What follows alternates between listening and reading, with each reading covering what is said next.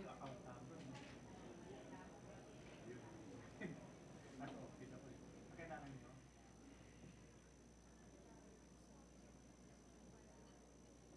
Yung pareho.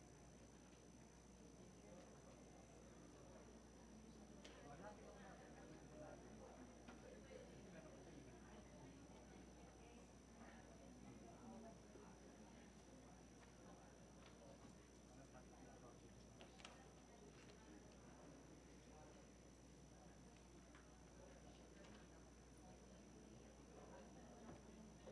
Hindi, ano ko. Paano yun?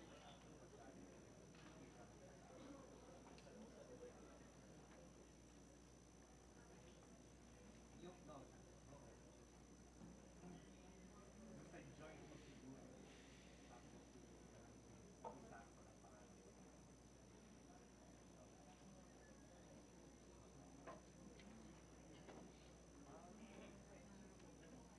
Yeah.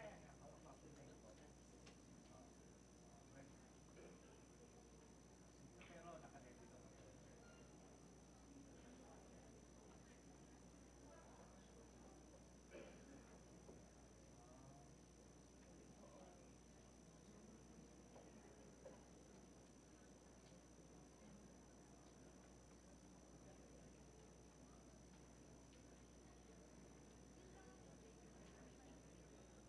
So, ang gagawin mo ako sa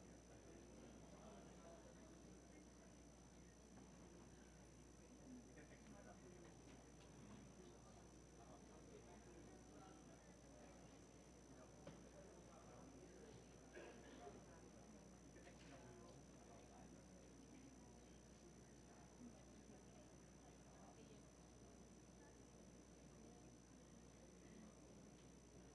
particularly ng private site. Kasabi naman ng mga.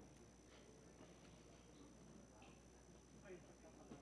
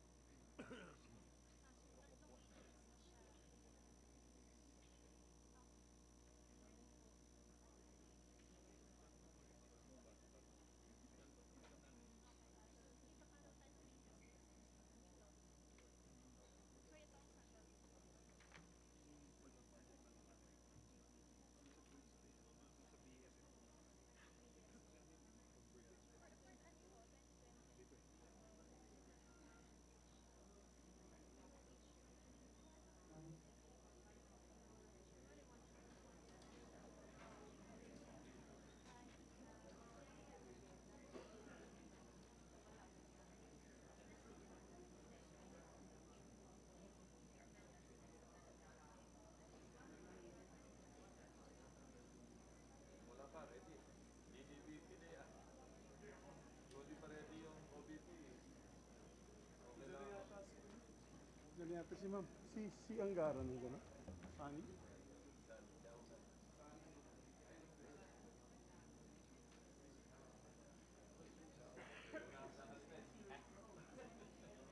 Overtigan sana kita, hindi BCDA. Magtatanong siya to, boss. Tinanaas ko ba? OBP. Ah, di na? Gusto na natin kung saan. Sabi lang, magtatanong ka daw eh.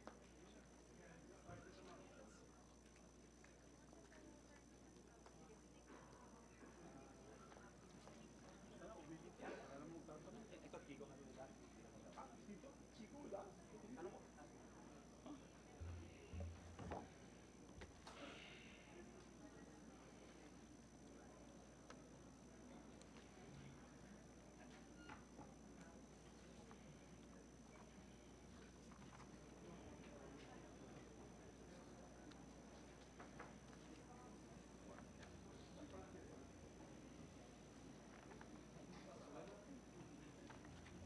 tanong ko ba? Okay na si Sunny? Okay na si Sunny? Okay. Sino? Can I have the new list? I have no new. Session resolution, Thank you, Mr. President. Mr. President, Majority Leader. move to resume consideration of the budget and to take up the budget of the Office of the Vice President. I so move, Mr. President. Any objection? Hearing none, consideration is in order.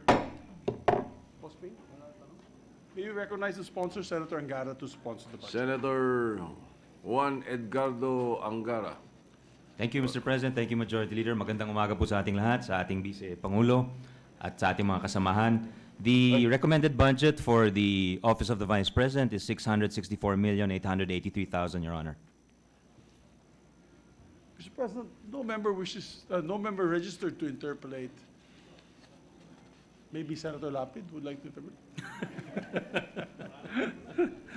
With that, Mr. President, I move that the budget of the Office of the Vice President be deemed submitted and approved. I so move, Mr. President. Any objection? Hearing none, the budget of the OVP is deemed submitted. Ask Thank for you. 1 minute Thank you, Your suspension, Honor. Mr. President. Ask for 1 Session minute. suspended for 1 minute.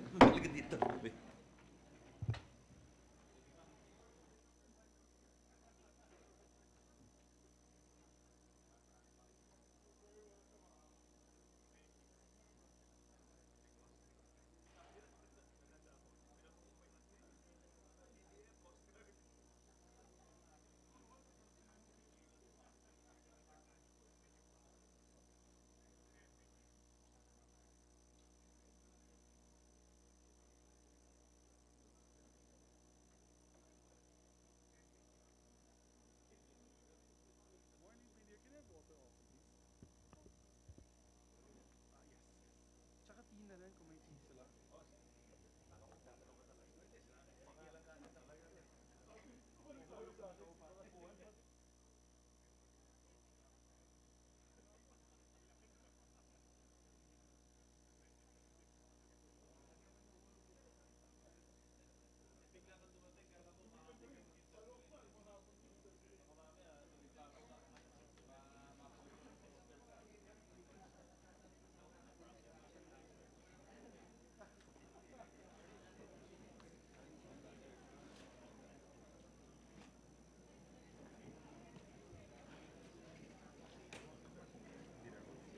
Ay, siya.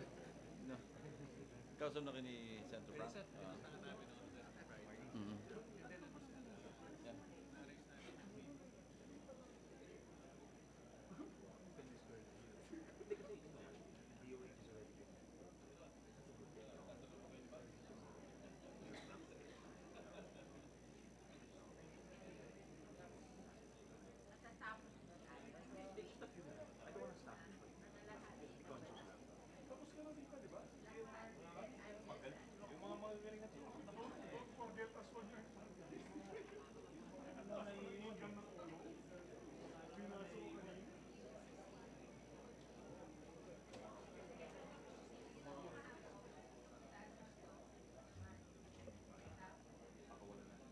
Yep.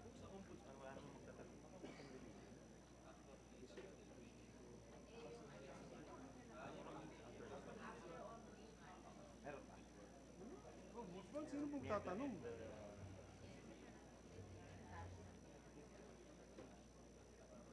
Can I have the questions, the list of questions? The list of those who are going to ask, interpelators. Do we have a new one? Ito yung sa likod.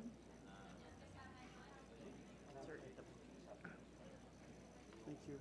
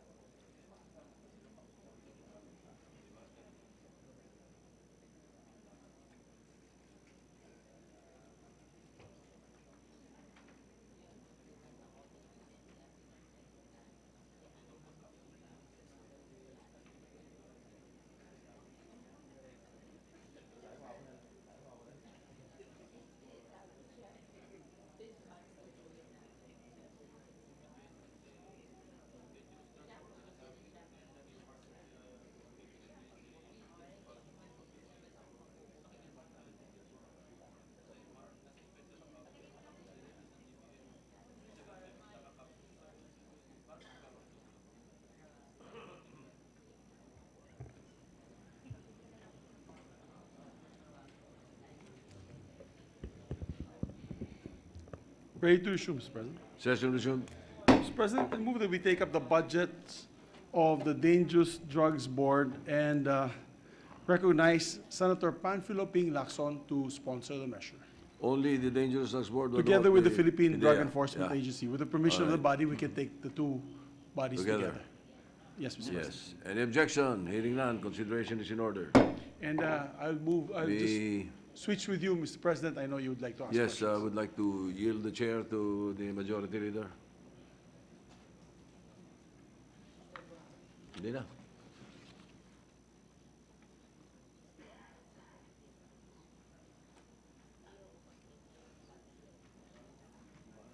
Okay po.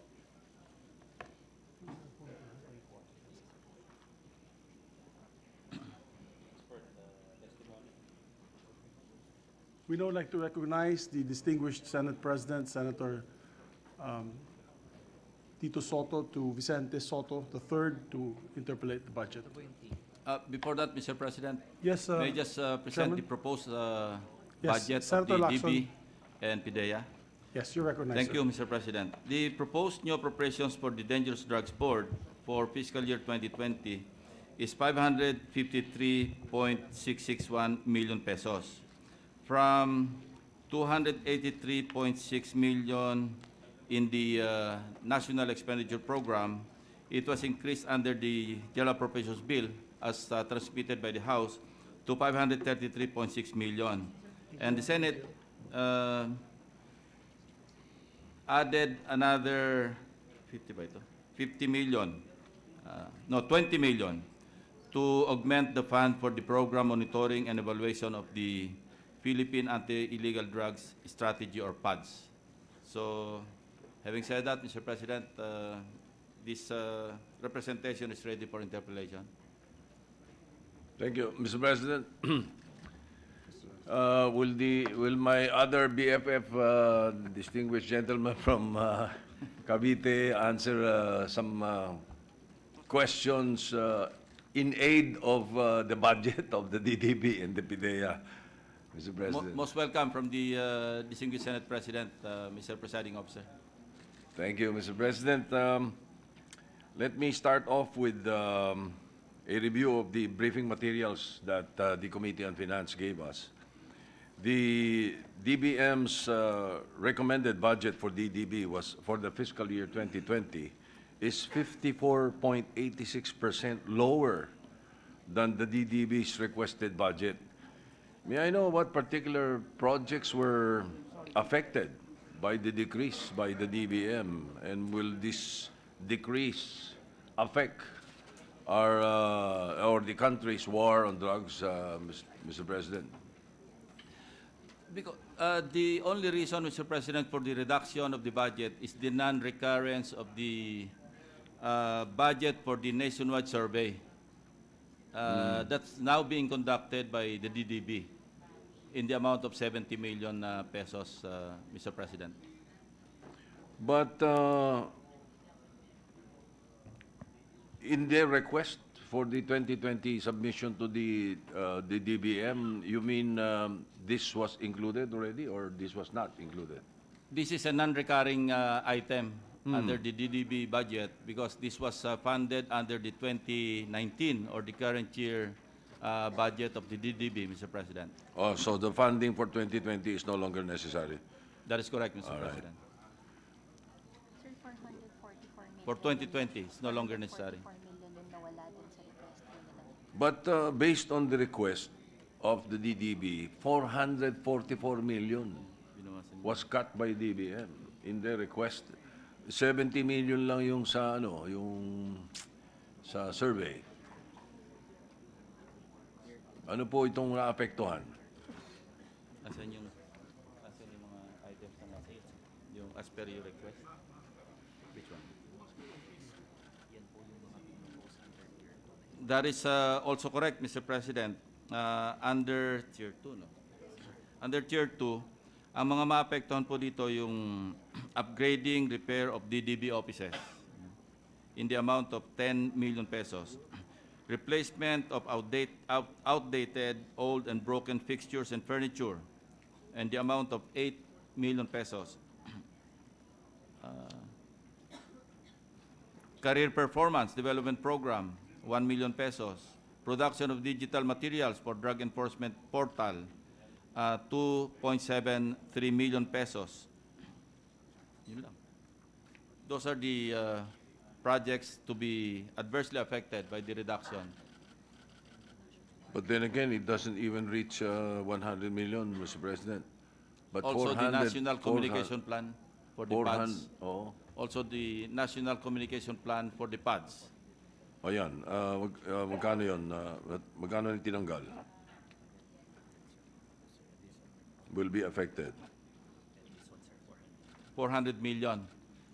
As a matter of fact, Mr. President, the Subcommittee C proposed an additional 200 million pesos to support the institutionalization of the PADS. Kasamaan pala, 20 million lamang yung na-adapt ng Mother Committee. Anyway, Senator Angara is here. That's a very sad note, Mr. President, because by virtue of the executive order issued by the President, Executive Order 66, if I'm not mistaken, October 2018 ang date. The DDB was, of course, designated to be the lead agency in the implementation and institutionalization of the Philippine Anti-Illegal Drugs Strategy, or PADS. It directs all government offices, departments, bureaus, agencies, and offices, including government-owned and controlled corporations and state universities and colleges, to implement the PADS in accordance with their respective mandates. Malawak ito, and we would like to know the current implementation of the PADS, why they had to cut a big chunk of the amount allotted to this and only 20 million. Parang, ano to, patalo? Most of the budgetary requirements of the PADS are already incorporated in the budgets of the agencies that are involved in the PADS effort, Mr. President. All right, then in that case, we would like to know the current implementation of the PADS and how these different agencies, corporations, government entities are doing the mandate given by AO 66. Actually, they're now in the process of cascading the training requirements do sa mga units kasi they were adversely affected by the delay in the passage of the budget for this current year, Mr. President. Well, perhaps a better question is directly to the DDB, a point-blank question. Are all the agencies covered by EO 66 implementing the plan and operational plans of PADS? Sumusunod ba lahat? Yeah, yung different levels, they're already aware of their mandate. Pero yun lang, they're still in the process of cascading or making them aware. The other units, Mr. President. But by and large, aware na yung mga units involved in the implementation of the PADS. They are aware, but I will take Meaning it they that know how to because do- delayed yung budget last year, baka iba yung sitwasyon ngayon, but do we expect a better implementation this year? For next year, yes, it's I mean, ongoing, next year. Mr. President. Ang Okay. naapektuhan lang kasi na-delay yung pag-download ng budget saka yung sa training din, yung implementation because na-delay nga yung passage ng budget. Okay. Now, ito kasi, ang pinanggagalingan nito, isa sa mga provisions na nilagay natin sa 9165. Ano? And, Anyway, Mr. President, the DDB is committing to submit a comprehensive report Yun, for your please. information and Because- for the information of the body. Because I would like to, I'm very much interested in a report submitted to you by DOL, by the Department of Labor, on the drug-free workplace program and the drug testing program. Have they submitted already, the Department of Labor? That will be included in the comprehensive report, which they promised to submit within the week, Mr. President. All right. Okay, we will await for that report, Mr. President. Now, as you mentioned earlier, there was a 70 million allocation last year, no, for the nationwide survey and the extent of drug and drug abuse. May we know the result of the survey? It will be out in the first quarter of next year. They are now awaiting the result of the actual data gathering, Mr. President. The field work will commence I suppose the field work first week has of commenced. December. Huh? Has commenced or will commence? Will commence Will first commence. week of December.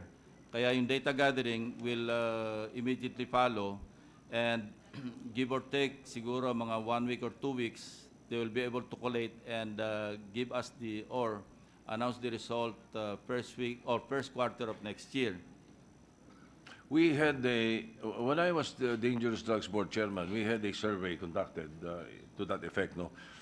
May we know this proposed survey that they will be doing or are doing right now, how is this going to be conducted? Ano to, paano to? Household survey, the ILG, or a new tact? Yeah. Household survey, Mr. President, 9,300 respondents. They'll be tapping the DSWD. So I see. by regions ito. So extensive yung survey na gagawin. So I guess they'll come up with an accurate result of the survey. DSWD this time, ah? Before kasi DILG. DSWD. Ginamit namin, DSWD, all right. That, we'll await the result. Also PSA, Mr. President. There is a substantial increase in the advertising expenses. I don't mind that. In fact, you should do more. Anyway, if you were to assess the drug abuse prevention and control program of the agency, I'm not talking about the enforcement side. I'm talking about the prevention and control program of the board. On a scale of 1 to 10, where are we now as of 2019? Sorry, Mr. President. On a scale of 1 to 10, sa drug abuse control and prevention program, Not saan tayo? hesitating, 8, Mr. President. 8, Yes, Mr. President. and possibly without 10. hesitation, without mental reservation, with conviction. All right. We will accept that coming from you. Now, would DDB now have an idea on how many drug dependents there are admitted in rehabilitation centers? I'm sure you would have a report. How many drug dependents are in the rehabilitation centers, both the private and government rehab centers? Number of admissions, 2,211. That's for 2019, for the current year. Oo. As of June 2019, Mr. Oo. President. All yan. Itong total number of admissions sa 2019, as of June 2019. That is both Sa mga government-owned private, hospitals. government lang yan. Government lang. What about private? Meron ba tayo?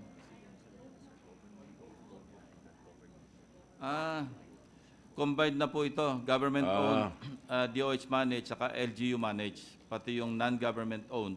Ang total niya, ito na yan, 2,211. Alright. Dapat yung United Nations Office on Drugs and Crime, pag i-report nila, ilan na drug dependent sa Pilipinas, 2,211 lang. Baka po hindi nagpaparehab yung iba. Hindi, even though, what I mean is, why I'm saying this, I attended a United Nations Office on Drug and Crime convention in Vienna, Austria. And the reason I attended was the UNODC was saying that in their report, there are 10 million drug dependents in the Philippines. So I called for a meeting, I attended the meeting, and I was really surprised at the figures that this United Nations office was blurting out. And it was in the report. And I asked them, how many drug dependents are there in China? There are over 1 billion people in China. How many drug dependents do they have? Ang sinabi, if I'm not mistaken, Yusek Reyes, less than 500,000, There are less than 500,000 drug dependents daw in China. Billion na tao nila. Sabi ng UNODC. And I asked them, why? Where did you get those figures? And they said, those are the drug dependents in the rehabilitation centers in China. Abay kako, kung doon bibilangin, ang Pilipinas, 1,000 lang. Because during that time, 1,000 lang. The 2,200, that's why we should be very careful with the relationship with the United Nations, especially the UNODC. Parang iba ang dating eh. At they believe what they read in the newspapers. Kung ano nabigay na report, 144. yun na kagad. Kaya nasisira ang pangalan ng bansa natin. Now, based on the mortality and morbidity rates in the research of the DDB related to drug abuse in the country, and such factors that you may consider, what is the extent of the drug problem as far as drug abuse is concerned? Actually, Mr. President, itong 2,211, ito lang yung mga na-admit for rehabilitation. Siguro mga severe cases ito. But there are those who are being hindi naman rehabilitated, pero ito yung community-based rehabilitation program, 144,000 ito.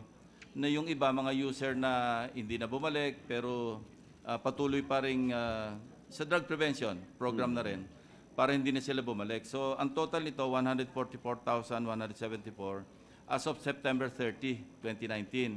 Pero yung mga na-admit lang do sa government-owned, non-government-owned hospitals, yun yung 2,211, which is a marked improvement from, of course, hanggang June 2019 pa lang ito. Pero 2018 kasi 5,400. So, kung i-assess natin ang yung sa drug problem, there's a marked improvement actually, Mr. President. All right, very good. I understand also that the DDB, do you have a drug information portal? I think it's an active or interactive online portal that makes information more accessible to the public, and it can trigger the creation of new, knowledgeable, and understanding the anti-drug campaign. Can we access? How can an individual access the portal of DDB, drug information portal of DDB? They continue to improve the system, Mr. President. Right now, meron naman ongoing yung sa kanilang tinatawag na DIP, Drug Information Portal. Interactive online portal that will trigger creation of new knowledge and understanding of the anti-drug campaign. Of course, yung information, backed by sector depending on their needs and interests, Mr. President. So, can I access it, let's say, can an individual access it, access the It's information open to the through public, the accessible. DDB website? Accessible to the public. Accessible through the Yes. DDB website, huh? Yes, Mr. President.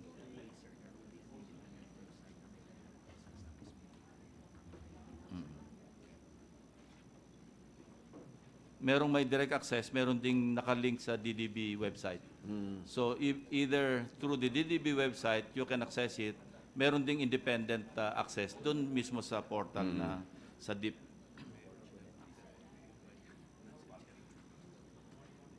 Ito yung nasama doon sa sa nawala sa Tier 2. So I guess we should all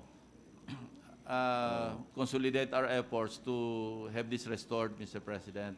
Kasi natanggal ito eh. Magkano yun? So, walang funding ngayon yan for 2020?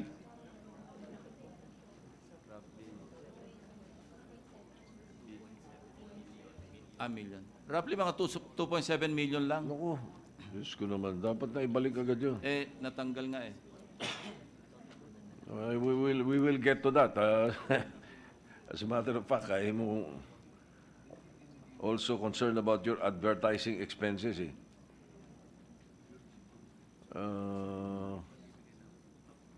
There's an increase of 2 million, pero 9 million. Yung budget. Ano total ng advertising expenses ng DDB nakaprogram sa inyo?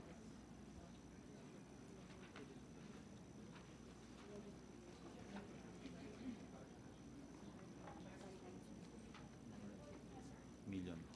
Mga 9.2 million for 2019. Siyam na 30-seconder lang yun. That is correct. That's why in-improve nila yung portal para rin sa information campaign nila. Yeah, through the social media. But again, based on the latest pulse survey that I have read, 80 to 82% of the information that people get nationwide is from television. Yeah, that is correct. Because Television every ang pinakamatinding medium. 2%, 2 to 3% na social media, 2 to 3% na newspapers, ganun lang eh. Di ba? So, perhaps we can look into this also, Your Honor, Mr. President.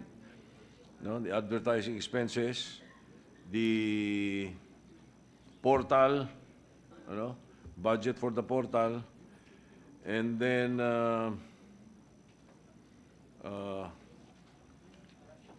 you have a new locally funded project, which is the upgrade of audio-visual equipment and board meeting facilities in the amount of 2.8 million.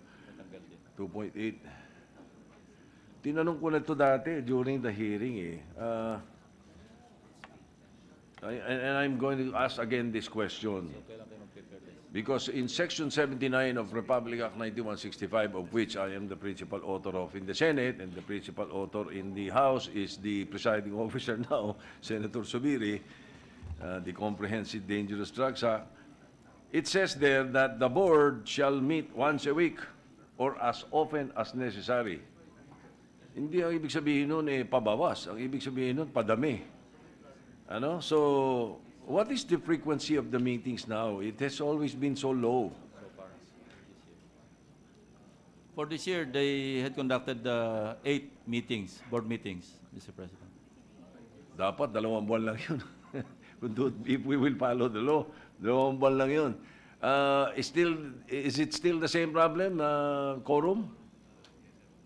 That is the same perennial problem. Yung department secretaries hindi umaattend, Hindi nag-attend. Papapadala ng USEC, hindi rin nagpapadala ng USEC. Director pinapadala. Minsan Director. clerk. Minsan clerk. Hindi counted yun sa quorum. What do you suggest so that we can encourage the conduct of more board meetings? Kasi dyan talaga nanggagaling yan. Even the interagency committee that the Vice President is co-chairing now with the Director General Aquino, they take their cue from the Dangerous Drugs Board. They're actually proposing para ibaba na lang yung level sa hanggang ASEC level para maging realistic and meeting 8 times for this year doesn't mean that they're not active because the subcommittees are regularly meeting also. Pero in the 17 board members, may we ask from the DDB, perhaps you can make a study, sino-sino ba talaga importante na lang dyan? When I originally proposed that, the Dangerous Drugs Board, in the law that we passed, konti lang yan, 11 lang talaga yun dinagdagan ng mga kapwa ko senador. Dapat isama daw yung taga-Department of Trade. Dapat daw isama yung taga-DepEd. Dapat daw sa kagustuhan ko ipasemba, tas tanggap naman ako ng tanggap. Di ba? Kaya later on, I realized na unwieldy. So ano ba talaga ang crucial? Anong pinaka-importanting kasama ng DGB sa board meetings? PIDEA. Di ba? Tapos yung representative appointed by the President, ano tawag doon? Ha? IBP representative, O yung IBP, mga NGOs. NGOs. Sa departamento, sa mga sa mga government department. Ano importante? Ano Actually, it's crucial? concern-based, Mr. President. And depende, situational din eh. Kung yung parang sign of the times, kung ano yung importante for this particular period of time, then doon ang focus. Oh, doon na lang pwedeng imbitahin siguro yun because perhaps we can recommend an amendment, ano? Kung hindi kaagad na matatanggap nila at hindi nila makuha kaagad yung sense ko nung gusto kong i-upgrade yung PIDEA into an authority and the Dangerous Drugs Board into one big authority, siguro ang pinakamaganda dyan para masolve din natin yan is i-amend natin muna that particular section, section 79. Bawasan natin. Ang crucial lang talaga, PIDEA, DOH, DILG, ha? Baka pwedeng pwedeng 7. Justice. GOJ, correct? Yun na. Lahat ng laman na nakakaintindi ng enforcement, prosecution, rehabilitation, prevention, alternative development, international linkage. Oh, yun na lang. Pero Ngayon, according- pagka sabi ni, as our sponsor said, kung merong kailangan, let's say about issues on labor, o patawag na ng Department of Labor.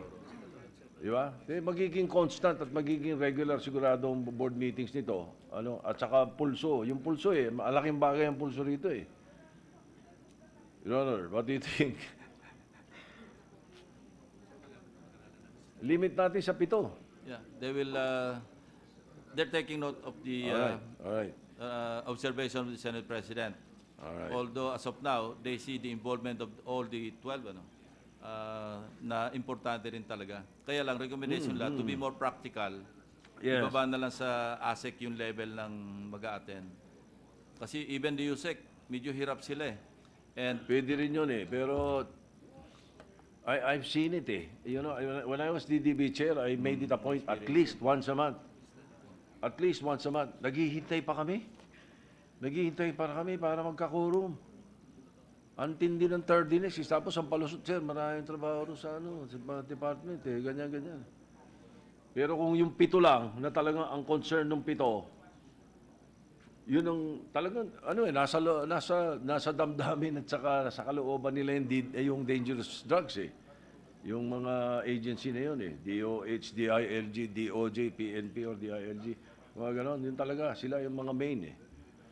Anyway, we can take it up some other time, but that is correct. I was just Baka thinking hindi that... kayo magaling manakot, Mr. President. Hindi ka araw? masyado magaling manakot. I remember when I was in charge of Yolanda, whenever I called for a meeting, nandun yung mga department secretaries. They were attending. sanay kang...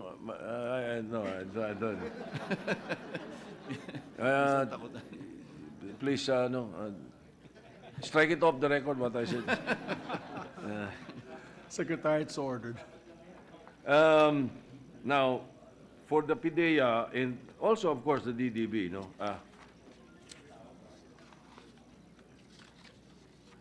there was a presentation by a foreign company on a new type of drug testing. Kasi yung drug testing sa ngayon, usually, generally, ihi mo. Di ba? And you will not know the result kaagad. Kung tutuusin yan, yung mga sa driving license, kaya natin inalis yun eh. Lokohan eh. Di ba? Papahiin ka, kunwari, nanonood pa yung nagpaihi sa'yo. Tapos, papasok sa kung saang kwarto. Paglabas, binibigyan ka na ng permit. Hindi ganun kabilis yun. Pumunta ka sa PIDEA, magpakuha ka ng drug testing, it takes a while. It really takes some time. Kung talagang gusto mong accurate, lalo na kung yung 7 types. at hindi yung karaniwan na ihilang, yung 7 types na drug testing.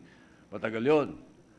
And then sometimes, because of the transporting from another hand to another, kahit labeling ay maayos, pwedeng may mangyari. Ngayon, merong Turkish company that came out with a new drug testing kit na isusubo sa'yo, paglabas, isasaksak doon sa equipment, in 8 minutes, alam na kung ano tinira mo o kung wala kang tinira na droga. At ang tagal, let's say, kung shabu, 1 buwan. Kahit 1 buwan ka nang hindi gumamit, lilitaw. Pagka marijuana, kahit 1 week, lilitaw. Ngayon, this new type of drug testing is a compact, kung saan nadadala. Ngayon, my question is, does the DDB or the PDEA have a budget for this type of new drug testing kits? Right now, wala, Mr. President, kasi bagong technology, but they're willing to pilot test randomly, and they're even willing to help them secure the license to operate and yung certification of product registration with the FDA. Kasi kung wala FDA certification, baka mahirapan silang gamitin officially. But right now, they're seriously considering the pilot testing. Pilot testing. That's Yes, good. Mr. President. While in the I think they're in the process already of getting an FDA accreditation. But the point is, perhaps we should include already in the budget of the DDB and the PDEA the budget for the procurement of this. So just in case it is approved by the FDA, they can do a test for 2020, and if it is really reliable and accurate, then we can have the other departments and the other bureaus. The total take it up. estimated cost is only 23 million. I think we can look for the source of this augmentation, Oh, yes. Mr. President. So the proposal is to pilot test it, and the cost would be approximately 23 million. No, not the pilot testing. Yung mismong estimated cost for the implementation. For the Implemented, purchase, yung initial. implementation for na. next year. So maliit lang naman. I think after the pilot test, the end, kung maganda yung resulta, at least meron ng budget for 2020. Okay. Hopefully, Mr. President, we can propose an amendment to this effect. Yes, No, Mr. to I will add an support additional- the amendment, Mr. President. Thank you. So, in effect, we will be, adding some for their advertising expenses, for the portal, for the portal, and then the drug testing equipment to come up with an experiment or a trial. Yeah. All right. Finally, Mr. President, on the PDEA,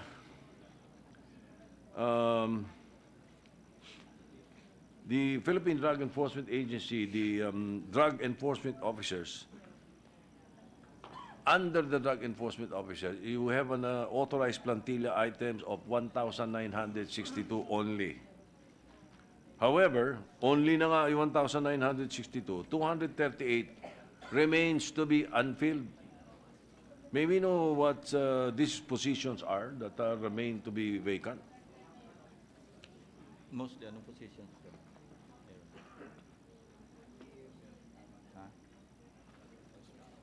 Mga DO yun yung tinanong niya. Drug enforcement officers. That is correct, Mr. President. Yung drug enforcement agents. Oo. I remember for this year, during the budget deliberation last year, we added, di ba? Nag-augment tayo ng good for 1,000 ba? But they still lack drug enforcement agents. And for this year, unfortunately, hindi na-aprubahan yung proposed, as proposed under the NEP, hindi na nga na-carry. And then, ganun din. But we were able to augment also their budget in the amount of 1+ billion, 1.4 billion pesos. Kasi For narcotic officers. for lahat, enforcement marami officers. sila mga request, Mr. President. But kasama yon, pati Anong, yung training.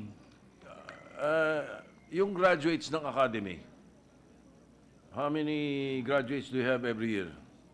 Sa academy. Hindi, pero ilan yung in-expect na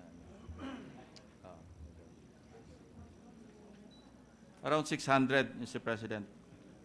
Yung mga 600 agent a year? trainees. Huh? Yeah, presently in training. Presently in training.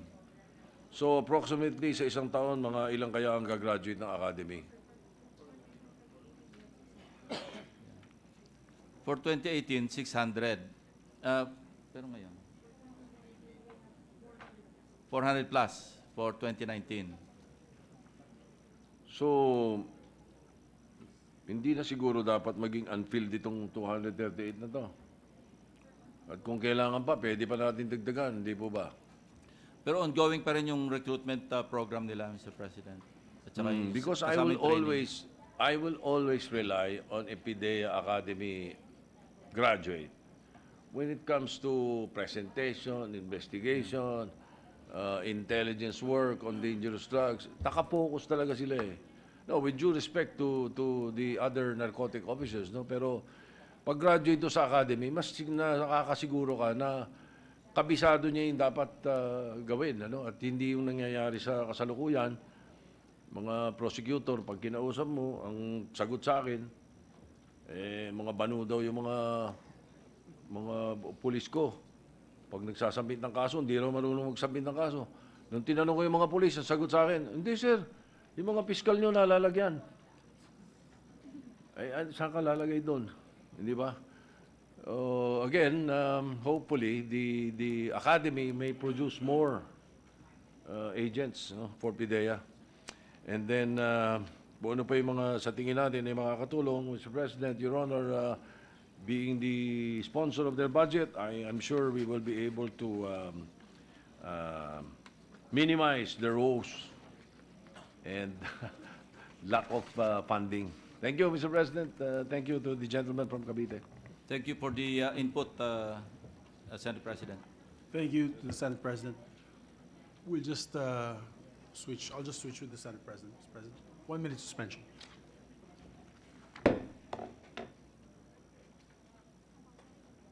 Wala na. May mga ano pa, papasok pa sa individual amendments.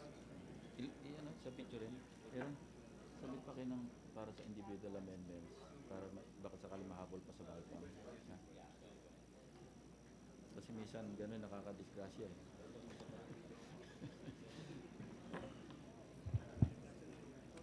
Session resumed. Thank you, Mr. President. Majority Mr. Leader. President,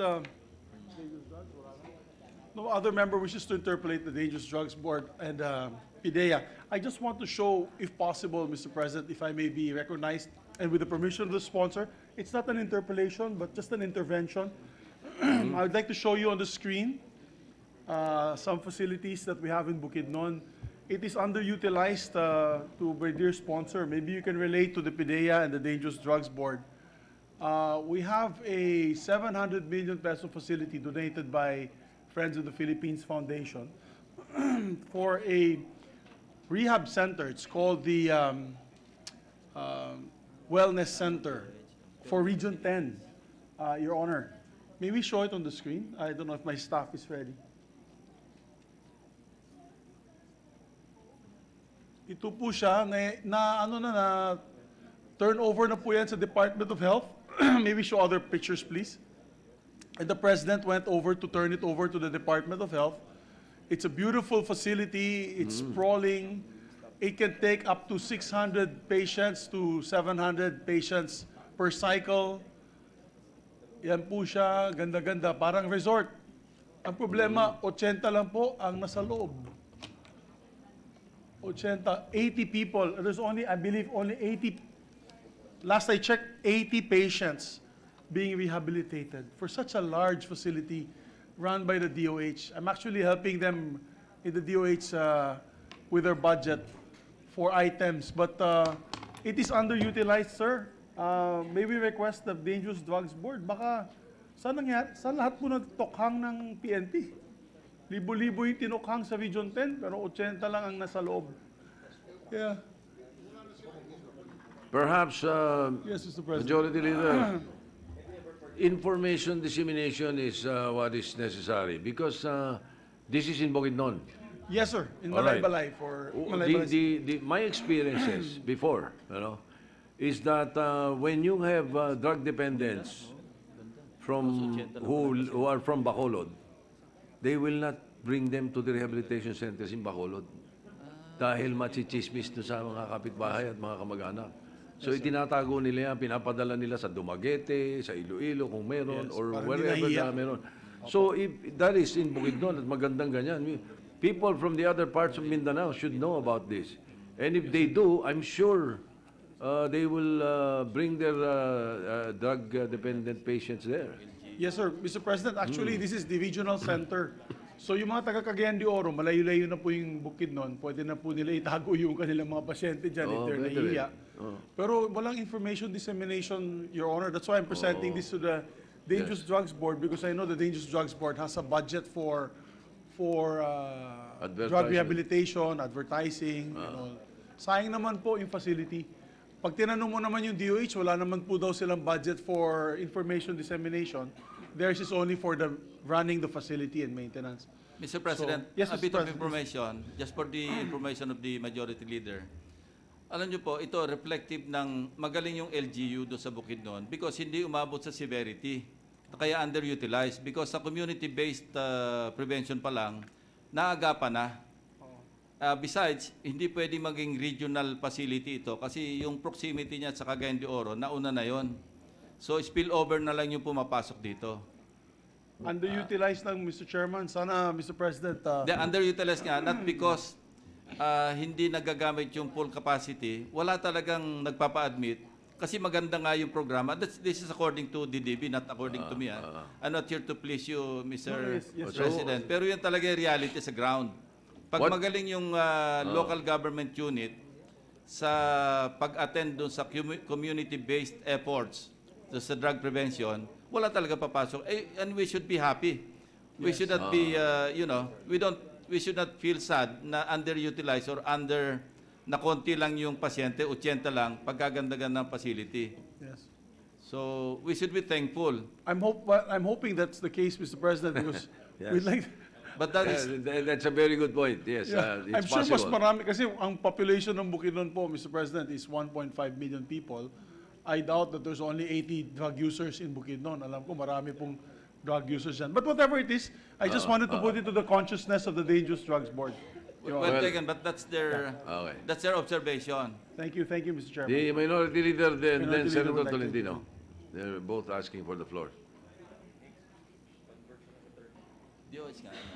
Thank you, Mr. President. I did not intend to avail of the period of interpellation for PDEA and DDB, but the Majority Leader pointed out that in Bukidnon, he has an underutilized facility. A beautiful facility, looks like I think, Resort. this looks like a resort. Mr. President, if this is one end of the scale, the Iloilo Rehabilitation Center is on the other end of the scale. Aba wala man lang ni isang makapagpantay dyan sa building na Bukidnon. Talagang pinanganak po ng Panginoon ng ating Majority Leader. Now, because in Iloilo, Mr. President, I visited the Iloilo Rehabilitation Center only yesterday. Only yesterday. It's not because we have been called without basis, the most shabulized city, but indeed the rehabilitation center would need some upgrading. I wish we can dismantle some of the buildings here and move it to Iloilo, but let me put on record that the Iloilo Rehabilitation Center is maintained quite well. Malinis. I don't know kung nilinis na nila dahil darating ako, pero malinis po. And however, they lack dormitories. because their present dormitories for about 100, and there are about 130 in those dormitories. So they have requested me if we can fund a dormitory for female rehabs, so that and I will I'm making this amendment when we get to the Department of Health budget, because these rehabilitation centers are under the Department of Health. Of course, understandably, when I propose that we rehabilitate the Iloilo Rehabilitation Center, the budget submitted to me was for all the rehabilitation centers. Hindi naman po. But anyway, so just to emphasize that indeed iba po ang treatment sa Bukidnon. Pinanganak ng Diyos ang ating majority leader. Kumpara po sa amin, we also need it equally, Mr. President. Thank you, sir. But actually, Mr. President, for the record, not a single centavos government funds for this. That's all private funds, sir. And then- 700 million pesos donated by a foundation from And then Hong Kong. they Yes. turned over to the DOH. Yes, sir. That we hope DOH will be running That's well. exactly the point, sayang You know, po eh. because Can like, we be introduced to this donor? Yes, sir. I definitely will introduce you Thank to you our very minority. you know, leader. the point of the minority leader is very important because not a lot of people realize that a perfect rehabilitation center should be one big recreation center. Yes. It is not a jail. You know, a successful rehabilitation center should be one big recreation center. That's how to do it. Yes. Anyway, so but the Senator Tolentino, you were Yes, Mr. asking for the floor. Before we recognize Senator Tolentino, actually, this is so underutilized that we had requested the DOH to include mental health patients there. Oh, yes, perfect. Mental health Yes. patients, kasi sayang din eh. And you have psychiatrists, Yeah. psychologists. So yan po ang plano nila, which I'll take up during the Correct. budget of the DOH. Thank you. Senator Senator Tolentino. sir. Yes, a manifestation, Mr. President. I agree with the good majority floor leader that this is underutilized, but I beg to disagree as regards the budget of the Department of Health, which I'm now manifesting that I will be questioning tomorrow relative to its communications budget, Mr. President. The Department of Health has a budget allocation for advertising expenses 622 million pesos. They got a 16% increase from their previous budget, which goes to show na hindi po na-advertise ng Department of Health na meron pala tayong ganito. And if I may add, Mr. President, there is even a new facility in Tagaytay which is a home for the aged. Bago naman po ito. Wala pa ho sa Pilipinas niyan. So, bukas po tatanungin ko ang Department of Health, and I'm serving notice, kung ano yung ginagawa nila doon sa kanilang communications budget. Just a Alright. manifestation, Mr. President. Thank you, Senator Tolentino. And the budget of the DDB pales completely as far as advertising is concerned. They have only 9 million. Dinagdagan pa yun nung lagay na yun. Oh, Senator Villar. Senator Villar, Mr. President. I just want to make a manifestation that we have the same problem. We built a Las Piñas. drug rehab facility which was inaugurated by the President last December. And now, up to now, there are no patients. But it is being operated by DOH, not by the drug rehab agency. I think the DOH is having a hard time operating our drug facilities. So, thank you. Mr. President, Yes, Senator nagtataka ko bakit nalulungkot silang walang pasyente doon sa ano. Ang ibig sabihin, walang severe cases na Ayun nagpapa-admit. I So see your dapat point. matuwa sila dahil yung LGU very efficient. I see your point, but you know, knowing that there are more than 1.7 million drug dependents in the country, it is surprising that this is Just as happening. an Manalo intervention, Rita. that is what the good sponsor postulates. The other theory is that baka po lahat sa Bukidnon, na biktima ng tukhang, nandun na sa ibang quarters. Wala po. Kaya po wala doon. Baka nakalibing na. Anyway, Mr. No, President. again, just one thing. Yes, that- Mr. President. To remind the DDB and the PIDEA, siguro, isa sa mga dahilan dito, again, we are not giving enough focus on the problem of drug abuse. It is completely different from illegal drugs. Akala nila pareho yan. Hindi, magkaiba yun. Iba yung enforcement, prosecution ng illegal drugs at iba ang prevention and rehabilitation, which is drug abuse. It's a completely different animal pag tinignan mo. Yun palagay ko, hindi nabibigyan ng emphasis ng gobyerno. Nakatodo tayo sa enforcement. We are forgetting that there are over 1 million drug dependents na Treatment, dapat yun mag-focus ang Sa attention tayo. treatment, Mr. President. Just as a reminder. Yes, All right, treatment. Majority Leader. Thank you, Mr. President. No other member wishes to interpolate the budgets of the Dangerous Drugs Board and the Philippine Drug Enforcement Agency. I therefore move that the budgets of the two agencies be deemed submitted and approved. I so All move. right, any objection? Hearing none, the budget of the DDB and the PIDEA are hereby deemed submitted. Thank you, Mr. President. Before we ask for suspension, may we ask the Office of the Ombudsman to be ready in the gallery, Mr. All right, President. the Office of the Ombudsman will be next. The session is suspended.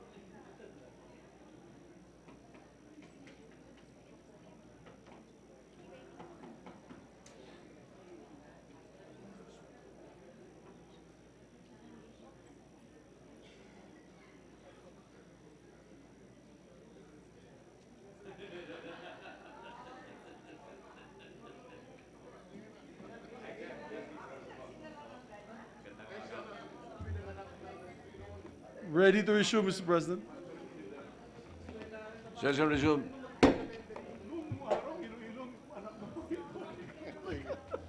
Thank you, Mr. President. Mr. President, I move that we take up the budget of the Sige, Office of the subukan mo daw Ombudsman. magtanong, Amy. And may we recognize Senator Sani Angara to sponsor the measure. All right, any objection? Hearing none, the budget of the Office of the Ombudsman is in order. Senator Sani Angara, sponsor, is recognized. Thank you, Mr. President. Good morning to the Ombudsman family. Mr. President, and to our colleagues, of course, the recommended budget for the Ombudsman for fiscal year 2020 is 4,046,726,000, Your Honor. Mr. President, may we recognize the distinguished minority floor leader for privilege motion. Minority leader is recognized. Mr. President, on the part of the minority, which leads the scrutiny of the budget on every department, we have no question and on this budget, and if there are no questions from the majority, may I have the privilege of moving that the budget of the Office of the Ombudsman be considered submitted to the plenary for approval. What does the majority leader say? I second the motion, Mr. President. All right, any objection? Chair hears none. The budget of the Office of the Ombudsman is deemed submitted. Thank you, Mr. President. We Thank you, ask for 1 Majority Leader. We minute thank the suspension. Minority Leader for his magnanimity. Thank you, Your Honor. 11:10, no?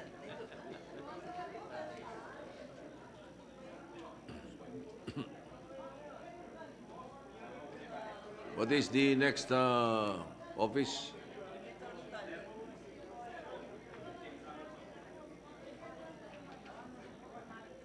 NEDA?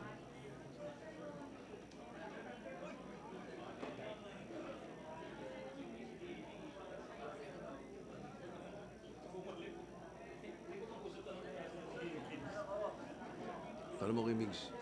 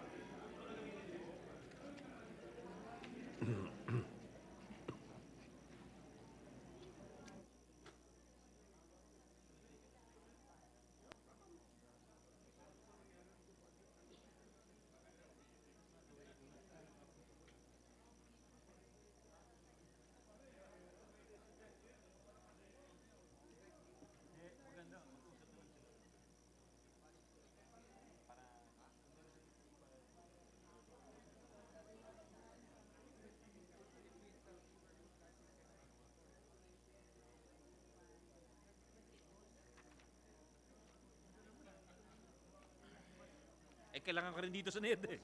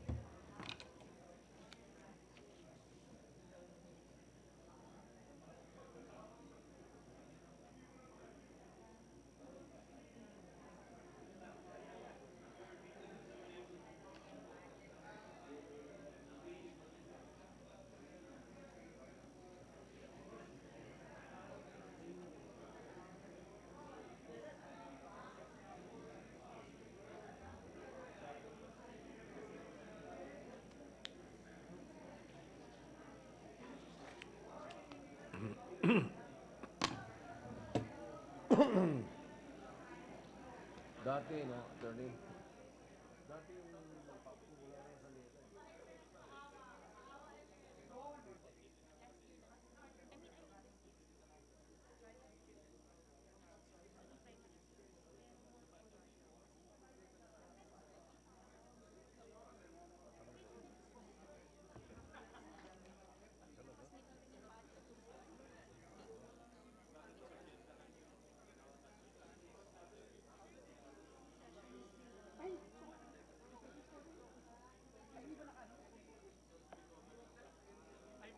I made the motion.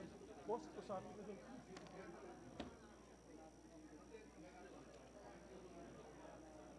dun. Session is suspended.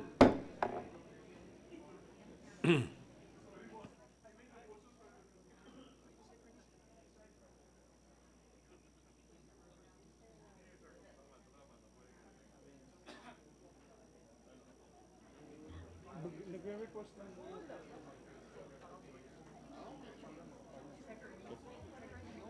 Thank you, Mr. President. Thank you, sir.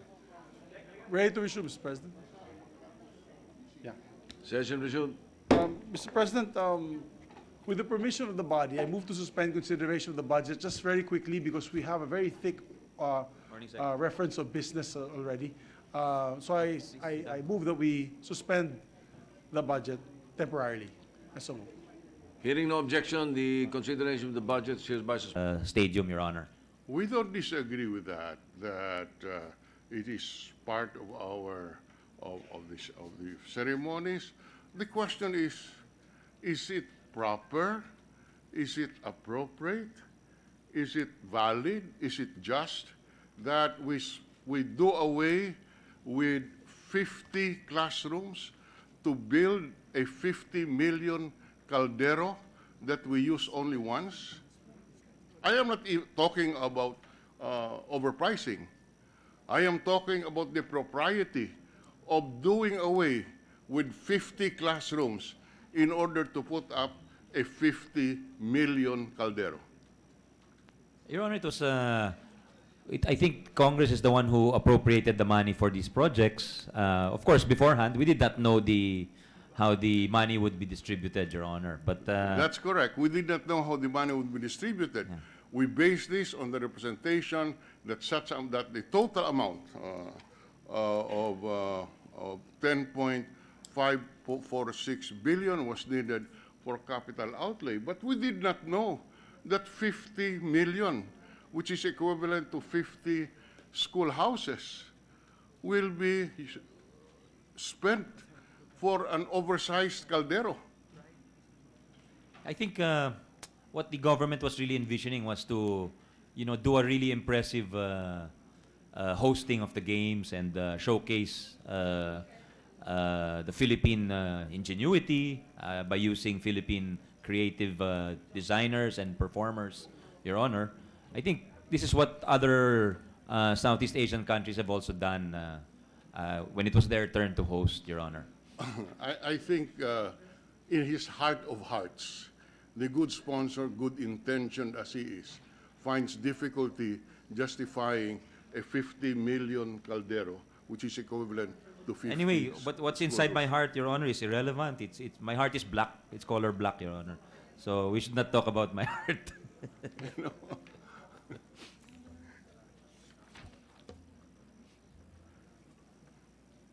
You know, this brings me to mind, given this oversized caldero, which is built at the cost of 50 classrooms, and this caldero costing 50 million, I think there is, and considering the amount of money that we are spending for these games, I think a special audit of the COA would be appropriate. Would the gentleman sponsor agree with that? Your Honor, I think a special audit is After the games, after yes, the games. I think a special audit is resorted to when the normal course of or the normal audit is insufficient, Your Honor. So I don't think I can answer that yet because I understand all these funds will have to be audited at the very least, Your Honor. Okay, thank you very much, yes. Now, when we left off the last time, we were talking about the maintenance cost of these facilities after the games are over and hosted. The answer of the good sponsor then, on the basis of the representations of the BCDA, was that the expected maintenance cost is anywhere from 150 million to 200 million. Is my recollection correct? That's Mr. correct, Your Honor. 50 million is quite a gap between the high and the low estimates. Can we have a more The- realistic estimate of Yes, the- Your Honor.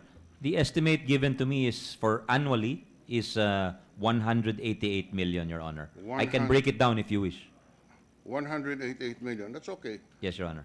Yeah, what is the breakdown, by the way? It's 50 million for the aquatic center, 120 million for the athletic stadium. Yeah, 120 for the athletic stadium. 8 million for the warm-up track, and 10 million for the athletes' village maintenance. So those are the figures which collectively make up the 188, Your Honor. 188. Now, is this 188 million maintenance cost in the budget for 2020? How will this be sourced? Yes, Your Honor, it's in the Yes, Your Honor, it's in the BCDA budget. It's in the BCDA budget. Yes, Your Honor. You know, as Senator Recto pointed out to me, when we formed the BCDA, it was for the purpose of being able to dispose of the military lands for the purpose of funding the AFP modernization program. That was how it was contemplated. I repeat, the BCDA was tasked to handle the disposition of military lands for the purpose of funding the AFP modernization program. Would the gentleman sponsor agree with me that now it has diverted into some other economic activity not originally contemplated when we crafted the BCDA law? Your Honor, that is one of the goals of the BCDA. It's one of their mandates, as you mentioned, to raise money for our military. But among the goals was also for a conversion into alternative productive uses of these Clark and Subic military reservations and extensions and other lands, Your Honor. All right. Of course, we can debate on that. But anyway, we are now confronted with a situation wherein BCDA is now the owner of a facility which was funded not of their own corporate resources, but from the budget. Now, 188 million next year. What about the year after next? Is this now something that we should confront, that on an annual basis we would roughly appropriate 200 million for the maintenance of this 10.5 billion stadium, including a 50 million caldero? Your Honor, I think the vision of the BCDA is for to privatize the O&M, or the operations and maintenance of this. All right. I think the government has entered into some agreements to that effect, and thus economize in the process, Your Honor. When we say privatize, sir, what do we exactly mean? Sell the property, privatize it, lease it out to private sector? How the privatization as a phrase is very broad and general. We would like to know what exactly does privatization mean? What I am told, Your Honor, is that they are looking at leasing the use of the facility. So the government will get a payment, and also leasing the property, which is around the athletic facilities, Your Honor. I believe, with all due respect, that we can find a private sector who would be risking about 15 million a month as rental in effect in order to lease these facilities, because 15 million alone is what it costs to have this maintained, so that he has to the private sector who will rent this should be looking at a revenue of more than 150 or 188 million a month to start with, or rounding it off, 200 million a year as a revenue stream in order to make this a viable business venture. Yeah. I am not aware that of any businessman Ito yun, bale. who could be a prospective Yeah. joint venture partner who will be willing to risk paying 200 million pesos a month as lease without any clear path to recovering this investment. In other words, can the good BCDA chairman advise us preliminarily as to who businessman would do this? Your Honor, there are talks with 3 big developers, but at this moment, for reasons you would probably understand, they would rather not reveal because there are negotiations which are ongoing. But they are 3 of the biggest developers in the country. And according to the BCDA head, even before the project, they work closely with the Asian Development Bank to think of these issues precisely which the good minority leader is raising regarding the post-games usage of the facilities. And there is according to the numbers done by the ADB, they've calculated that around almost 300 million can be raised in a year. If I may break it down, Your Honor, Yes. from ticketed events, the revenue would reach maybe 50 million. For sponsorships, revenue might reach 20 million. For facility rentals, 5 million. For concession items, 5 million. And for real estate development, the bulk is here, 216 million, Your Honor.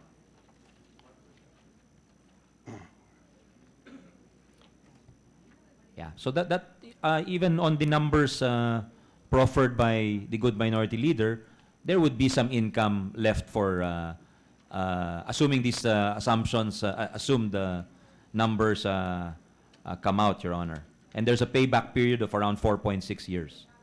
We noticed that the sports facilities revenue only amounts to 80 million. That's true, Your Honor. That's why they bundle the other real estate together with it, Your Honor. Yeah, It will be a part of a package. right. So that, just to put it in proper perspective, you have a 10.5 billion facility which will yield revenue of about 80 million per year. 80 if taken alone, Your Honor, but again, Yeah. I'm talking about the sports facility. Yes, yes, Your because Honor. that is where the bulk of the capital outlay went. That's a total of 10.5 billion. Yes, Your Honor. Or I was 11 informed billion, that yeah. I was informed that this is a model adopted in other countries, like the Singapore Sports Hub, where you don't take the sports facility alone, but you look at the adjoining real estate and you package it to make it profitable, Your Honor. Yeah. And of course, that adjoining real estate can also, on its own standing alone, can generate that kind of a revenue. For example, athletes' quarters.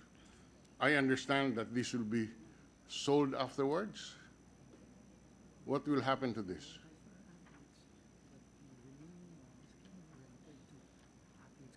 Yeah. Your Honor, our athletes will have priority use for these facilities, our athletes if they need them, but there's also the possibility that it will be used by athletes coming from other countries. Let's say it's winter there, they can rent the facility and then train there, Your Honor. If there are sports events that would merit or that would call for the attendance of foreign athletes, well, I'm going to some detail, but we have, as a layman on this, and having seen budgets, I do not see the rationale and viability of this of this grand design. Is it okay?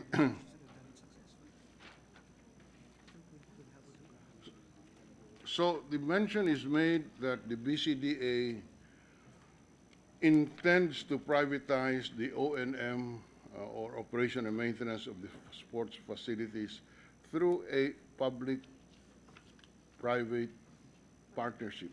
Is that correct? Yes, Your Honor.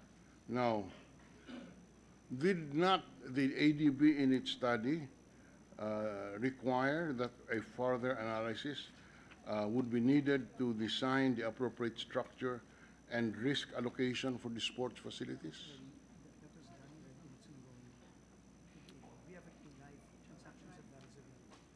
That's ongoing now, Your Honor. It's the ADB is an active part of that, Your Honor. Right. And is there a feasibility study being done? Of course, the feasibility study, as the good NEDA director beside you would confirm, should be done before the start of the project. Here, we are having a BCDA after the project is finished. Yes, Your Honor. This is naumpisahan na ho to, and it bahagi ho to ng initial feasibility study, but there's an ongoing also study on how to proceed, Your Honor. So it is just an undergoing feasibility study. Ongoing po, ongoing. Kaya nga, and it's possible that the feasibility study will say it is not feasible to maintain this and to have arrangements which would enable the government to have maintenance cost passed on to the private sector, since it is just a feasibility study. Is that possible? Actually, Your Honor, they're quite confident by the first quarter of 2020, ma-tender na nila yung O&M. Sige. Total, pagdating ng 2020, magkikita ulit tayo at tatanungin namin ulit as part of our Yes, Your Honor. I will find some vice chair to defend BCDA.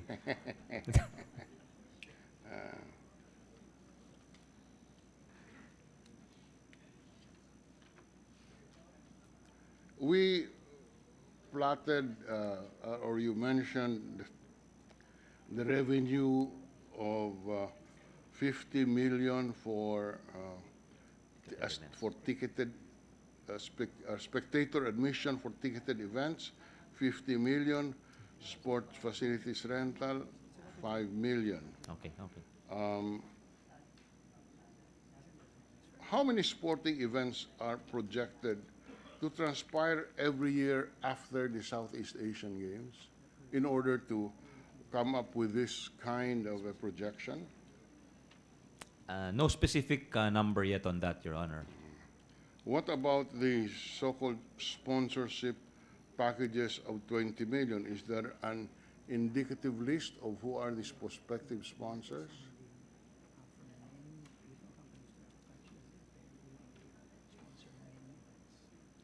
They conducted market sounding initiatives, Your Honor, and they are saying that there's much interest, Your Honor, in this sponsorship. And the BCDA head also mentions that this is the first big sports construction in a while, Your Honor. So I think there is a relatively mature market for this, in his opinion, Your Honor. The mature market includes the Caldero, hindi naman. Sponsorship by Caldero. Anyway. Yeah. Well, the whole thing, it includes the Caldero, Your Honor. Kasama po yung Caldero doon. Kung Although siguro wala namang magre-renta ng kalderong ganong kalaki, ano? it's part of the package, Your Honor. I would like to meet the sponsor who would rent a caldero of this size, Mr. President. Anyway. Are we saying, Mr. President, that there is a cost-benefit analysis of the capital investment for these facilities? Are you talking about just the O&M, Your Honor, or the total? The total. Yes, Your Honor. Can we have that? It will be provided, Your Honor. All right. Now,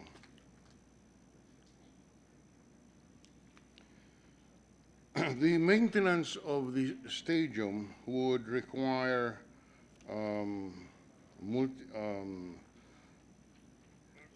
expertise in maintenance, sports events marketing, Let's wait for the program and planning schedule. Are these personnel in place already or not yet? It will be provided by the private O&M operator, Your Honor. By the private O&M.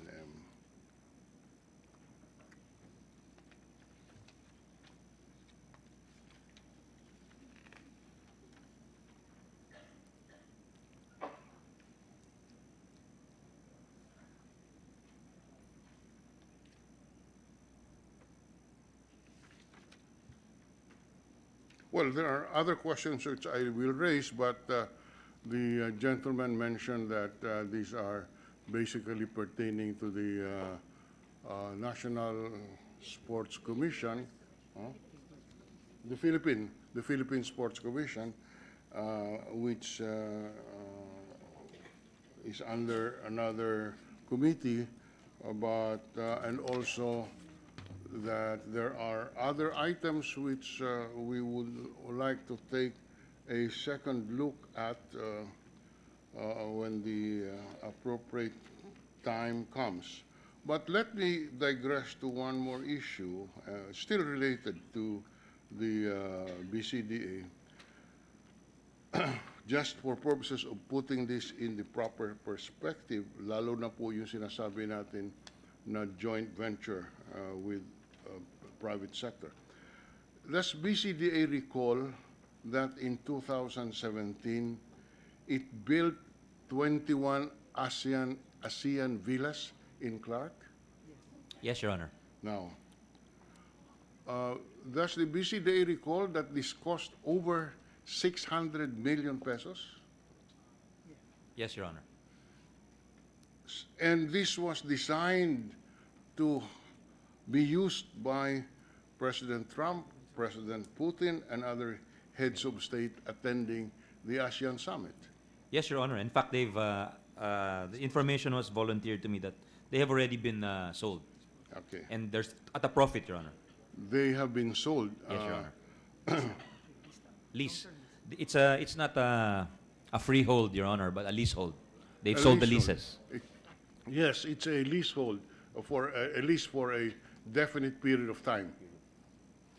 Yes, Your Honor. 50 years. May we know how much is the revenue realized out of this setup?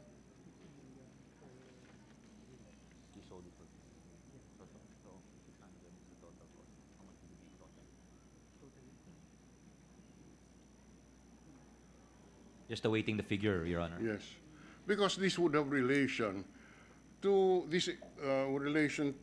what we see today as another facility constructed by the BCDA, that is this sports facility. That's why we are bringing this up, because we want to know the experience of the BCDA in constructing and devoting funds for these kinds of facilities. So what happened to this, just to put us in proper... The sale or the income to be realized over these long-term leases is 1.05 billion pesos, Your Honor. 1.05 billion. Over what period, Mr. President? 50 years, Your Honor. On average, 50 years per villa. 50 years. 1.05 billion in 50 years. How much is that per year? It's an average of 21 million per year, Your Honor. 21 million per year.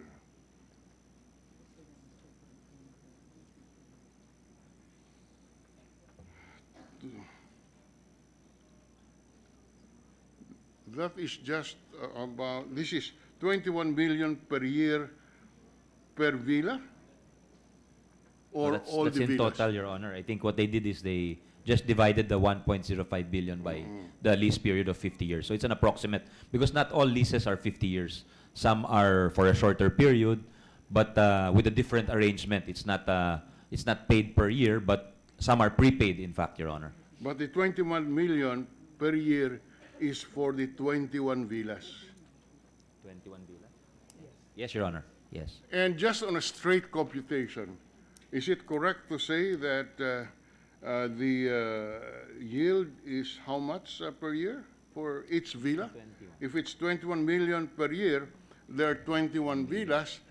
Just on a straight line computation, that's about Roughly, roughly 1 million Yeah. pesos per year? Roughly, Your Honor. Roughly? Yes. Roughly 1 million pesos per year. 1.5 divided by 21.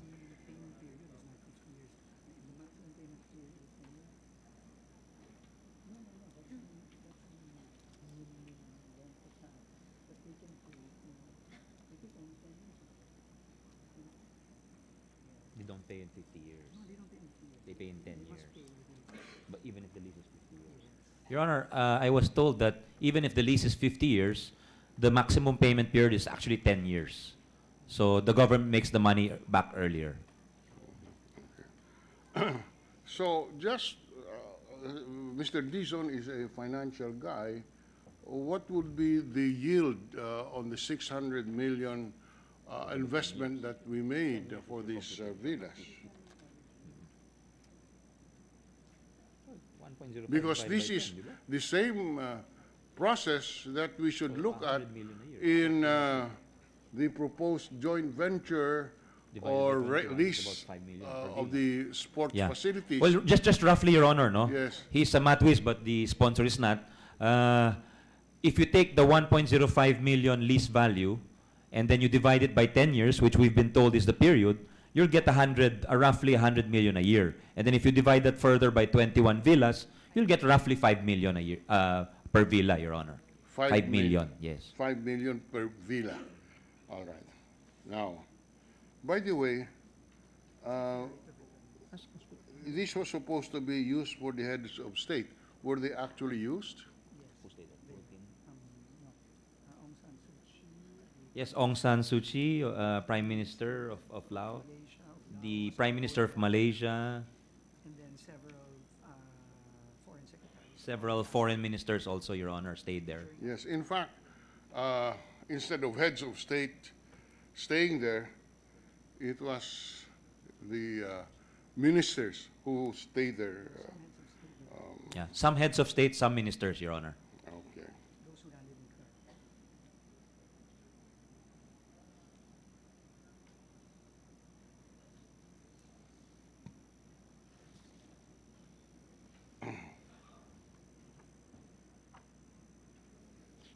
Can we get a copy of the lease contracts signed for this? Yes, Your Honor, we will provide. Thank you very much.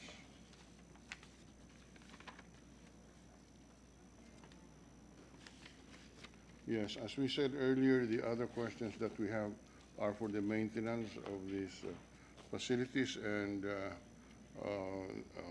as the sponsor said, this should be raised with the Philippine Sports Commission. With that, Mr. President, we no longer have questions on the BCDA budget, sir. We thank the good minority leader for his very pointed questioning, Your Honor. We have no choice but Yes, ask pointed questions. thank you, Your Honor.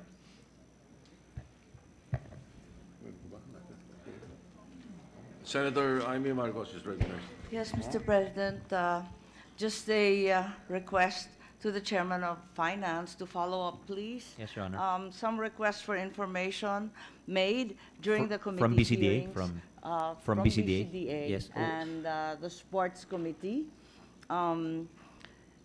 during several meetings The chaired sports by... committee, are you referring to the PSC or to the the- BCDA? No, the Yeah. BCDA was called for a hearing Mhm. for the Committee on Sports of the Senate, during which we requested Secretary Information. Dizon to please give us the ADB study similar to the Okay. request of our minority leader.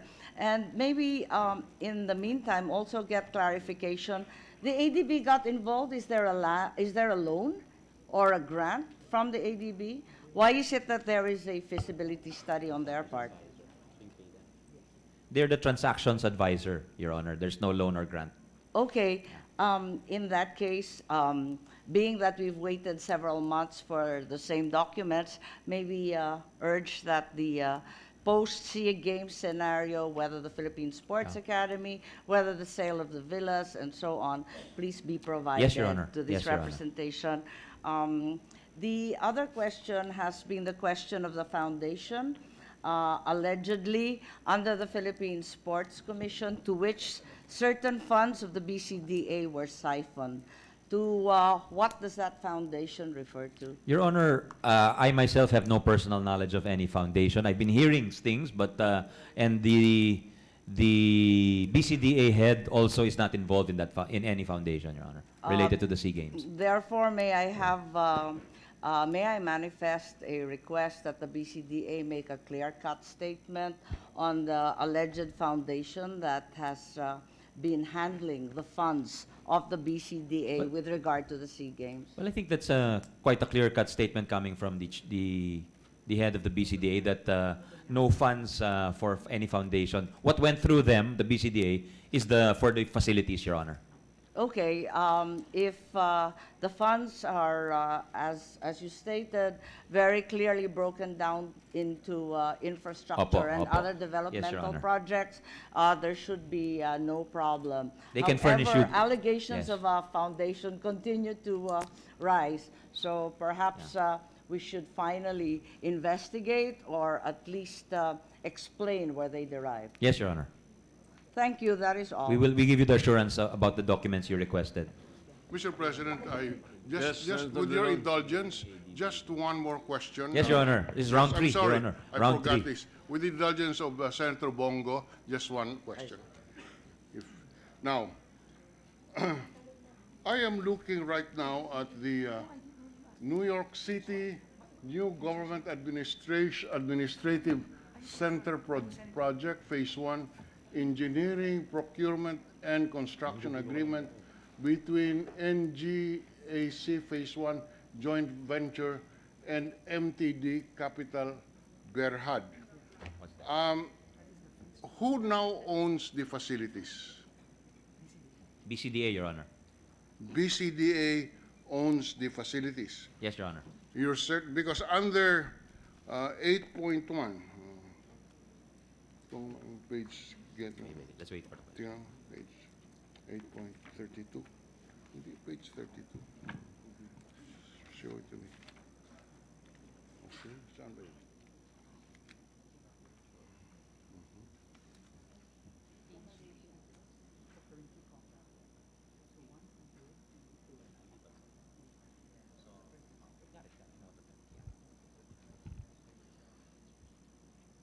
So when is that? Okay. Mr. President, let me read the pertinent portion. Under 8.1 of this, of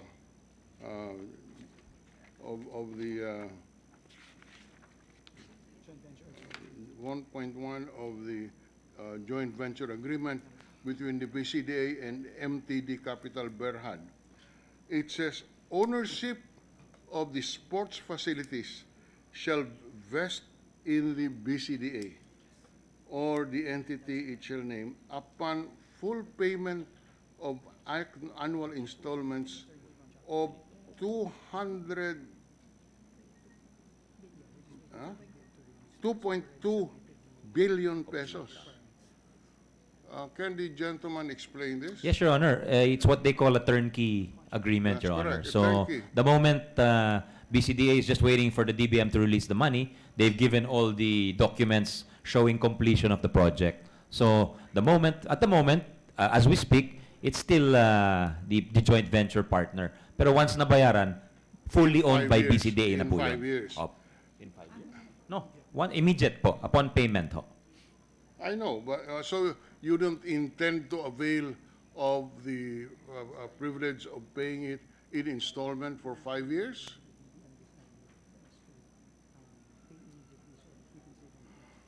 I think the DBM decided to avail of the straight payment to the turnkey or the straight payment to to save on interest, Your Honor. So- Kasi pag 5 years, may interest ho yun. Of course. So,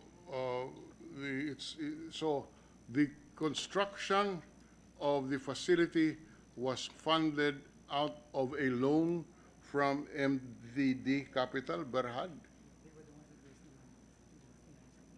Yes, Your Honor. Yes? Yes. So it is not yet in the budget. It is a loan repayment that would appear in the budget?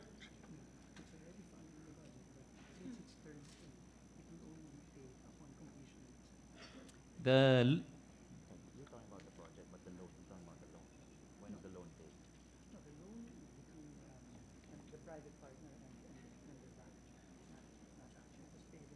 BCDA, just to clarify, Mr. President, there is no loan by BCDA. The loan is between the private proponent and the bank. So And? their bank, their financier. All right. So there is no loan. So once the BCDA pays the joint venture partner, the Malaysian, tapos na po ang usapan. In the Lipat na po yung pag-aari Yes. in full sa BCDA. In the meantime, who owns the facilities today? Well, it's owned by the one who constructed it, Your Honor. Ah, okay. Yes. It is owned by the one who constructed it. And the one who constructed it is who? MTD Capital? MTB Capital, Your Honor. So the facility, as we talk now, is owned by MTD Capital Berhad, a Malaysian company. Yes, Your Honor, but it's a matter of time. In a few days or a week or weeks, it will be owned by BCDA upon payment.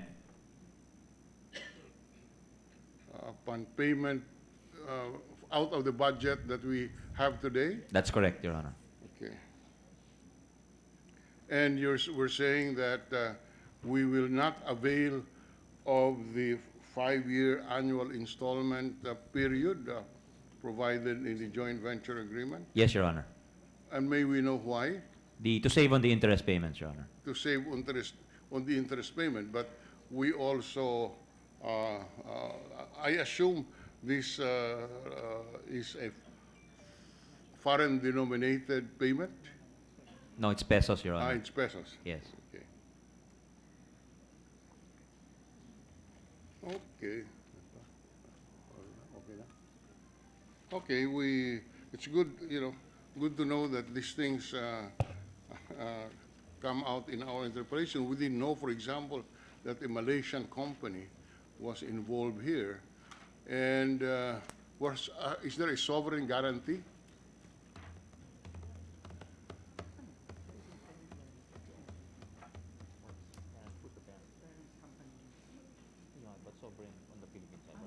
No guarantee, Your Honor. No sovereign guarantee. No sovereign guarantee. Because it's not a loan.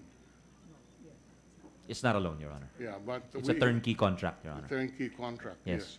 But the turnkey contract requires remittance of funds. Yes, Your Honor. Just like buying, it's just like you buy a house usually. If you buy a house, usually until the title is transferred to you, you don't transfer the title until it's fully paid, Your Honor. Okay, thank you very much, and thank you, Senator Go, for Thank you, Minority Leader. Senator, with the indulgence of Senator Go, again, Senator Marcos. Sorry, just a quick follow-up because we're also mystified by the involvement of MTD Berhad, known as Alloy MTD here in Manila. It appears that there was a 9.5 billion loan, which thereafter MTD or the Malaysians borrowed from DBP. Is that correct? Yes, Your Honor. Yes, so the situation now is that we will be paying DBP as a result from the GAA. Is that the arrangement? Well, ultimately, yes, but The funding will go through in the legal contractor. contemplation, you're paying MTD, The and MTD is contractor. paying DBP. That's But I see correct. what you're saying is, at the end of the transaction, yes, ultimately, yes. Yes, it just seemed a little bit perplexing that the Malaysians or foreign involvement stepped in when in fact the funds were going to be syndicated locally anyway. Well, there's some assumption of risk there, I would assume. I'm not a finance guy, Your Honor, so That's right. I wouldn't know. Perhaps another request for more information on that loan agreement. Yes, Your Honor, Thank we you. give you assurance. So thank you to Vice Chair Marcos. Now to Vice Chair Go, I think is interested in asking questions, Your Honor. Finally, Mr. President, I was not intending to ask questions on the budget of the Basis Conversion and Development Authority. In fact, I have voted for the approval of its budget. However, it appears some questions still need to be asked, and thus I suggested the recall of the 2020 budget of the BCDA. I understand that there are maybe sentiments of frustration on the part of the agency and its sponsor. But let this manifestation guide this chamber in considering and approving once again the budget of the agency.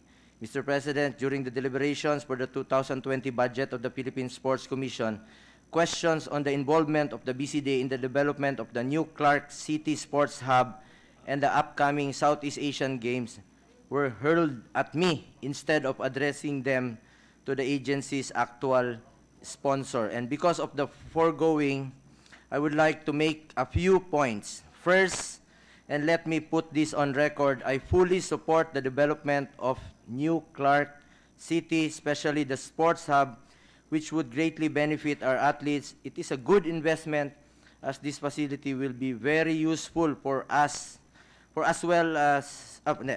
very useful for us, well beyond the time that we will be using it during the 2019 SEA Games. Ayaw po ba natin magkaroon ng maganda, matino, at world-class sports facilities na magagamit natin tuwing may sporting events sa bansa? Hindi po ba tayo naawa sa ating mga atleta na kung saan-saan na lang naglalaro at nagpa-practice? Hanggang juice na lang ba ang dapat nating ibigay sa ating mga atleta? Dapat yes to sports, no to drugs rin tayo dahil isa ito sa pinakamabisang paraan para ilayo natin ang ating mga kabataan sa masasamang bisyo. Dahil sa mga facilities na ito, mas maingganyo natin ang ating mga atleta at kabataan na sumali at gumaling sa sports. Maliban din sa paggamit natin ng mga pasilidad na ito sa SEA Games, gagamitin rin ito ng ating mga atleta para sa kanilang training bago sumabak sa mga international competitions.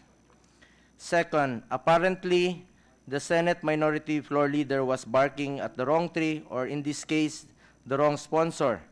The PSC budget ang ini-sponsor ko, hindi BCDA budget. In fact, the Minority Leader did not object when we approved the BCDA budget with no interpellation. Pero tama rin po ang punto ni Senator Drilon. At kailangan itong tanungin ngayon. Paano masisiguro na ang na-invest dito para sa SEA Games hosting ay hindi masasayang sa mga susunod na taon? Paano mababawi ang investment? Paano hindi masasayang? At paano masisiguro na makikinabang dito ang mga athletes at iba pang Pilipino beyond our hosting of the SEA Games? Pero para sa akin lang, maling ahensya at sponsor po ang pinagtanungan. Mr. President, I understand that in this August chamber, we are all just making sure that the taxpayers' money is spent prudently and wisely. As legislators, I understand that one, if not the most important legislative measure that goes through this chamber is the budget, and it is important for us to make sure that not a single centavo is wasted.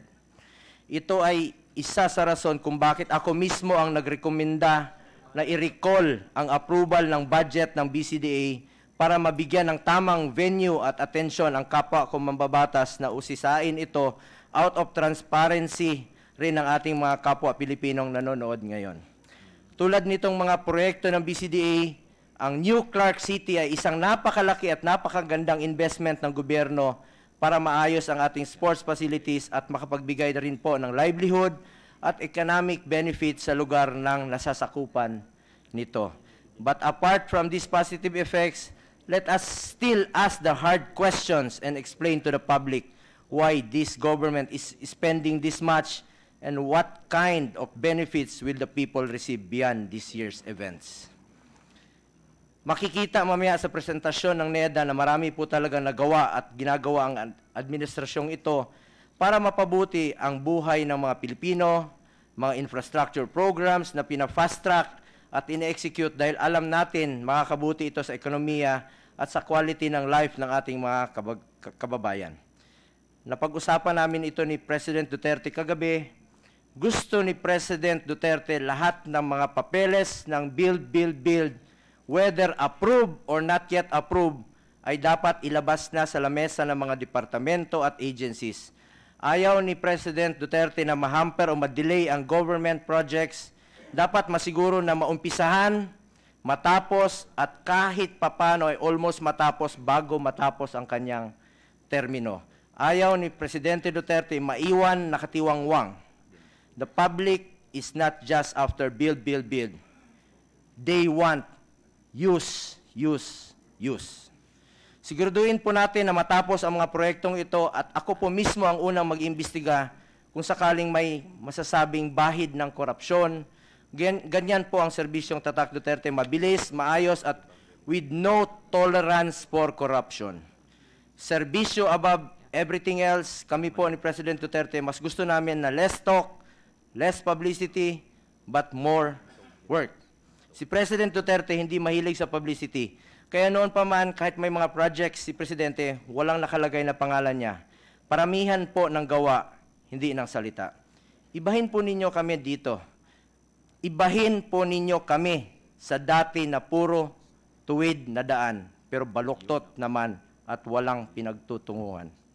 Napakarami lang ng bill na puro debate at legislation at wala naman talagang konkretong nagawa. Kami po ni President Duterte, mas gusto namin build at serbisyong ora mismo. Ibig sabihin, aksyon agad, walang tigil, trabaho, almusal, pananghalian, hapunan, pati panaginip, serbisyo sa tao ang iniisip namin. Para sa amin, walang tulog ang serbisyo. Thank you for the manifestation, Your Honor. Hindi pa tapos. Hindi pa tapos. Okay. Dali, panoorin niyo muna. Sana.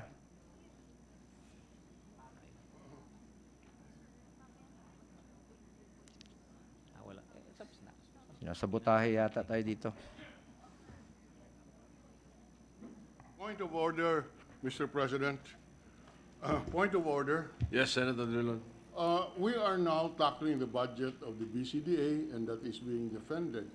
The manifestation of Senator Bongo is completely off tangent, has nothing to do with the budget of BCDA, and therefore out of order. May I move that it be stricken off the record? Majority Leader. May I ask for 1 minute suspension, Mr. President? Session suspended.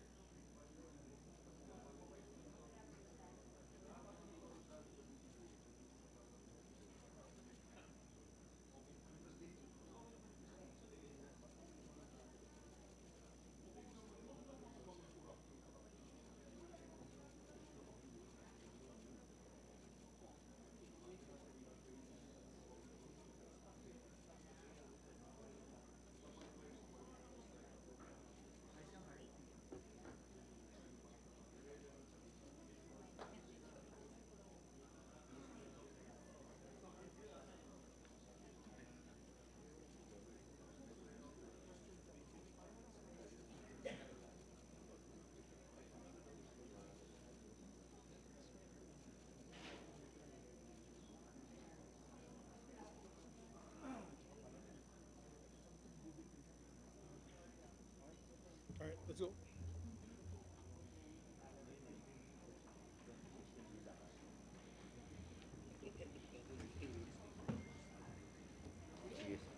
Ready to resume, Mr. President. Mr. President, The session is resumed. yes, Mr. President, where is the motion? Point of order and a motion to strike off the record the Yes. comments of the good gentleman, the gentleman from Davao, which has absolutely nothing to do with the BCDA budget at this stage. Yes, so let me qualify the point of order being raised by the gentleman from Iloilo, the minority leader, that the statements of the gentleman from Davao, Senator Go, that are not related to the BCDA is the point that the minority leader wants to be stricken out. And I think the gentleman from Davao has agreed to that fact. No? So if there is no objection, There's no objection, Mr. the President. motion is approved. May, Now, I would like to inform the Secretariat that the statement mentioned by Senator Go,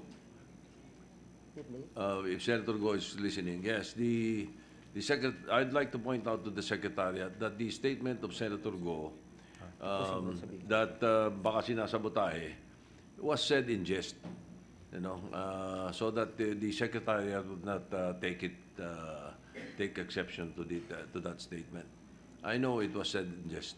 All right, you may continue, Senator Go, for the questions. Mr. with President, BCDA, yes. just to clarify, these are just my preliminary statements prior to asking questions on the BCDA budget. Thank you, Mr. President. Kindly, can we play the 6 seconds video?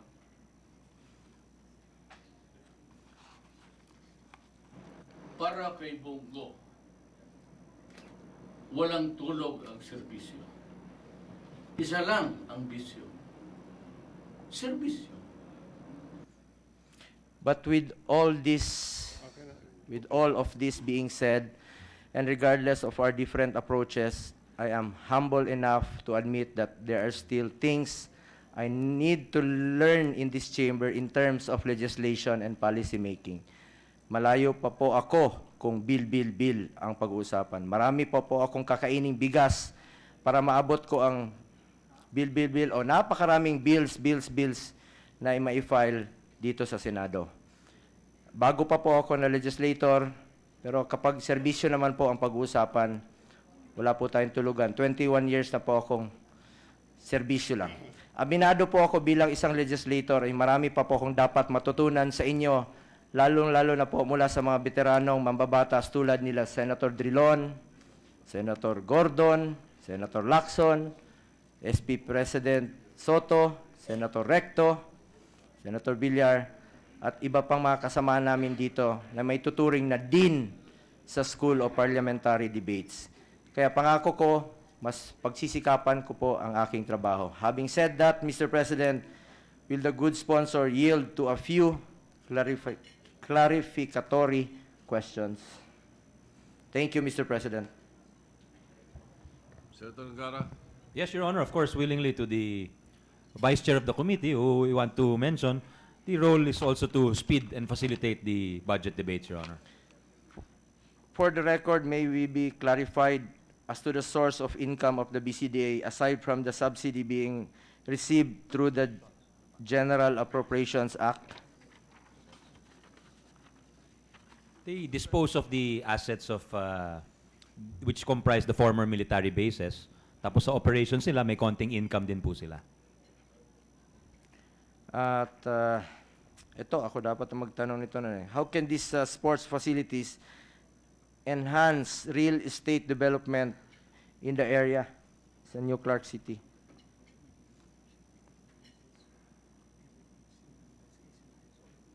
Yung, as mentioned during the interpellation of Senator Drilon, they're packaging the sports facilities along with the adjoining real estate. Yun ang nagiging attractive po sa mga developers. At how can these sports facilities enhance, I'm sorry, can you cite other countries where sports facilities were developed and are now achieving returns in the use of the sports facilities? Singapore, Your Honor, with the Singapore Straits Sports Hub. I've been there. I went there in 2016. It's a beautiful stadium with a retractable roof, and they can hold cricket matches, they can hold rugby matches, all sports, all concerts. I think the U2 concert will be there in a few weeks. So they're making money off that, and at the same time, the public is able to use it. London, Queen Elizabeth Sports Club in London is another example. In Sydney, the 2000 Optus Stadium in Australia is another example, Your Honor. Yung mga sinasabi nilang mga naging white elephant tulad ng sa Beijing, sinabi na rin po ni good Senator Pamiluilo, Senator Gordon. Talaga bang maraming naging white elephant na mga sports facilities after hosting Olympics, after hosting Asian Games? Meron din ho yung mga hindi na plano ng mabuti. So, lugi na sila doon. Meron pong nangyari. So, ibig sabihin, pwedeng malugi rin tayo dito sa Pilipinas. Hindi po dahil pinag-aralan at pinagplanuhan kasama po ng ADB na merong transition afterwards. It will be part of the New Clark City, which is one of the flagship projects of the government, at to decongest Metro Manila, as well as it will be for the use of the community, of our athletes, tapos yung nabanggit kanina na may private operator na mag-ooperate and maintain, Your Honor. Pwede ba kayo makipag-tie up sa PSC, Sports Commission, for year-long sports activities? Yun po talaga ang plano. Merong gagamit po mula sa publiko, meron ding pribado pong magpapatakbo ng pasilidad, Your Honor. Kesa naman po, nandito sa Metro Manila, traffic na, ang sisikip ng daan going to different sports venues at saka hiwa-hiwalay. At nakausap ko rin po si Pangulong Duterte, sabi niya, why don't you organize year-long sports activities para ilayo natin yung mga kabataan natin Kasama po sa plano yun, Your Honor. Very good idea. Anyway, what other PPP projects has the BCDA successfully implemented which similar to what you are proposing now for the sports facilities? How about military camps? Yes, Your Honor. Yung Yung sa- Fort Bonifacio, yung Resorts World Development, yun ay dating bahagi po ng lupa ng BCDA at ng pagmamayari po ng Estado, ngayon ay very successful developments na po. Ano na pong update dun sa plano ni Pangulong Duterte, yung sa mga natitirang military properties na gusto niya, ayaw niyang ibenta, gusto niya pong ipalis lang muna at yung income po ay makakatulong sa pension ng ating mga military. Tama po yun, Your Honor. Ano na pong update doon? Lahat po ay lease, sang-ayon po sa gusto ng Pangulo at mula nung umupo si Chairman Dizon, wala po silang binentang lupa, Your Honor. What other facilities are being built aside from the sports facilities? What other projects are being implemented by the BCDA right now?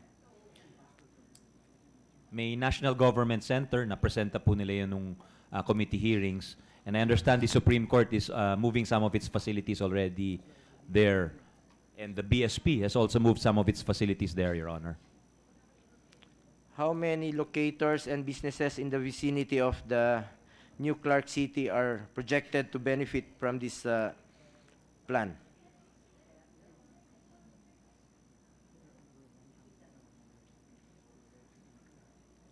Over 1,500 locators po yung nasa Clark. Benepisyo po sila lahat. With regard to the government housing program within NGAC, how many families can it house?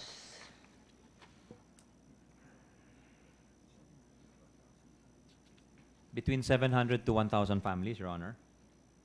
And then last, what transportation programs have we put in place to ensure connectivity of the NCC to other areas? Ang layo nitong New Clark City. It's in Tarlac, and boundary of Pampanga. I think he's connected to about networks connecting. May Subic Clark Railway na nakaplano, Your Honor. May Manila to Clark Railway rin na nakaplano, Your Honor. So yun, makakatulong ho talaga sa logistics, sa transportation. Part ito ng build. Yes, Your Honor. Kailan ito use? Both? Both which one? Subic Clark or Manila Clark? So one by one. Manila Clark. Manila Clark po by 2022. Subic Clark around 2024 ho.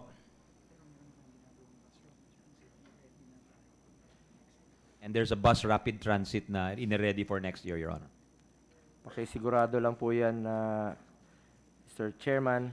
Pakisabi lang po sa inyong presidente ng BCDA na gusto ni Pangulong Duterte, hindi lang po build, but Yes, sasabihan ko pero mas susunod ho sa inyo yan. use. Yun ang sinabi niya kagabi. Ayaw ko ng build lang, but use. Yun po ang inaantay ng taong bayan. Anyway, no further questions, Mr. President. We congratulate the BCDA for having a vision and investing on a much-needed smart, green, and resilient city. We look forward to the successful hosting of the Southeast Asian Games using the facilities you built in the New Clark City. Thank you, Mr. President. Maraming salamat kay Senator Vice Chair Bongo. Majority Leader. Thank you, Mr. President. Before we dispense with the budget of the BCDA, we'd just like to remind the members of the BCDA together with the PSC that these facilities hopefully will be utilized, not become white elephants as what have happened in the past with other government facilities. And we hope that it is used properly, Mr. President. With that, Mr. President, Before your motion, I'm just curious. Was it our turn or what have you, and why we are hosting the Southeast Asian Games this year? It was our turn, Your Honor, Mr. No, President. actually, So it is it's a not- it wasn't- rotating- maybe just to clarify, it was not our turn, Mr. President. One of the SEA Games countries did not accept the hosting, and therefore it was turned over to the Philippines if we wanted to. I was originally the head of the SEA Games preparations. The president was supposed, and Senator Bongo knows this, because together with Senator Bongo, E.S. Mijaldia, and si PSC Chair, Chairman Butch Ramirez, had asked me to head the multi-agency task force for SEA Games. But at that time, we had the Marawi siege. And therefore, after a long discussion with the president, that we were not prepared, there were only 2 years left for the timeline, we decided through an official action by the President not to no longer host the SEA Games so that we can put our funds into the Marawi siege and the rehab, which was going to come after which the war ended. But when former Senator and then DFA Secretary Alan Cayetano was head of the Foreign Affairs Department, he had asked to lead the move to host it in the Philippines once again. As a matter of fact, we had a dinner in a Japanese restaurant in BGC together with Senator Angara and the seatmates. We were there. And he hosted, and he asked me formally if he can take over my position. And I said, of course, because as senator, I really had no powers at the time with the executive offices, but as cabinet member, he would have had more powers under him to be able to meet with the cabinet members and make this a reality. So it was not our turn. It was not our turn. Our Who- turn, who- Mr. who President, is- is about, what is our turn, Who's- Vince? I think it was our turn because 2005 No, no. was the last time we hosted, Your Yeah, Honor. but there, Yeah, so 2005 talagang- was, Yeah. was our, So that it's been means- over a decade since we hosted, Your Honor. pero 2 years yan eh. Yeah. 2 years. We were to recommending spend- you to be the torchbearer, Your Honor. We wanted you to, and the mascot also. Every 2 years po yan, Mr. President. There's 11 countries in the Southeast Asian Games. So who is 22 this? years after 2005. So mga 2007, 27 pa tayo eh.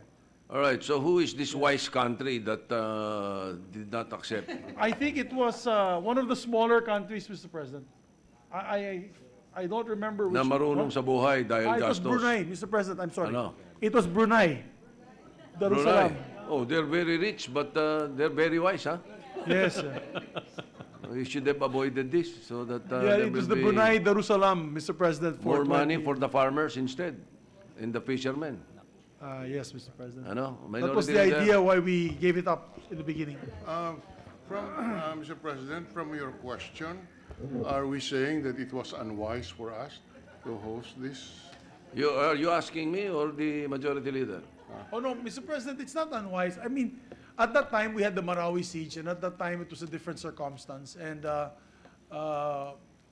with the assurance of the Speaker, former DFA Secretary, that he could do it. And we are 2 weeks away, and I don't want to shed any cloud of doubt because we want to win as one. As a member of the NSA, Mr. President, in charge of our needs, we want to make sure that the hosting of the SEA Games will be as seamless as possible, as painless as possible, and as productive as possible. So I don't want to put any cloud of doubt. I think by now we're prepared and we're ready, Mr. President. All right. At least, well, sometimes, just for the information of the minority leader, the majority leader and I sometimes do not see eye to eye. Anyway, what is the motion? Yes, Mr. President. The motion is to approve the budget, or the budget of the Basis Conversion Development Authority is deemed submitted and approved. I so move. Any objection? Hearing none, the budget of the BCDA is deemed submitted. Mr. President, due to the lateness of the hour, none of us have had lunch yet. Mr. President, may I move that we suspend consideration of the budget, and when we come back at 2 p.m., that we'll take up the budget of NEDA. So All right, that the everybody can have lunch. session, the motion is to suspend the session until 2 o'clock this afternoon to take up the budget of the NEDA. The session is suspended.